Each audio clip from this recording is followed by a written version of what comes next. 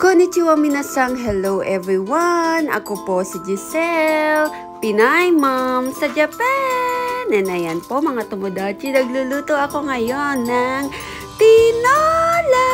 Mukha bang tinola? Itadakimasu! Kain po tayo! Ayan, so nag-crave po tayo ng tinola. Kaso mo lang, wala pong mga gulay na pang tinola, kaya kung anong nasa rep, yun ang isasangkap. Ang importante, may bawang at luya at manok. Bow! Tingnan nyo naman itong anak kong si Baby Joichiro at gusto pang subuan ang pusa namin si Domo. Diyos mio Marimar. By the way mga tomodachi, ito nga po pala yung kinabukasan na may sakit si Baby. Ayan. And inom-inom pa uli ng gamot para puspusan ng gumaling ng bonggang-bongga. Buti na nga lang po si Baby is hindi mahirap pa inumin itong syrup na gamot at nagkukusa na talaga siyang inumin. Kasi ba naman, ang sarap-sarap ba naman ang lasa? Strawberry ang flavor. O, diba? Sangka pa? Akala niya siguro juice. Ayan. So, wala naman kaming ganap for today's video. Dito lang muna kami sa bahay kasi nagpapagaling pa nga ang aking baby, Jojang. And ayan, lagi silang banding-banding ng aking pusang si Domo. Pero hindi rin sila magkasundo madalas ha. Madalas silang nagbabardagulan ng bonggang-bongga. Kaya pagka yung mga ganitong time na sila is kalmado, is napakaganda naman talagang pagmasdan. O diba? Nakakaaliw.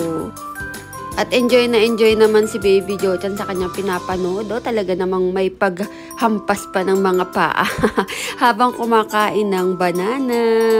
Buti na lang nga din to si Domo at behave na behave sa tabi niya. Para mo talaga magkasundo silang dalawa, no? Pero ang totoo, nako, Diyos mio, panay-panay ang kulitan. Iinom na po ulit ng gamot ang ating Baby Joichiro. And wag kayong mag-worry, hindi po yan agad-agad ha.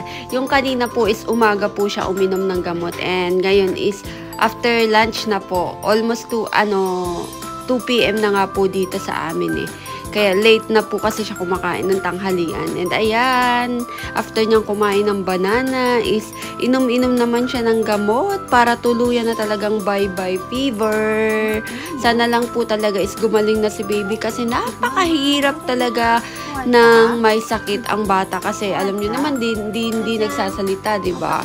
Kaya thank God na lang at talaga namang kahit papaano is masigla siya at hindi lumalala ang kanyang lagnat. And kinagabihan, ayan, tingnan nyo naman bago matulog, nagbabardagulan na naman ang dalawa. Sinabi ko naman sa inyo, di ba? Parang magkasundo lang talaga sila. Pero ang totoo, mahilig silang magkulitan kasi hindi rin papatalo itong pusa namin si Domo na to. Hanggang dito muna po tayo. Matane! Arigato!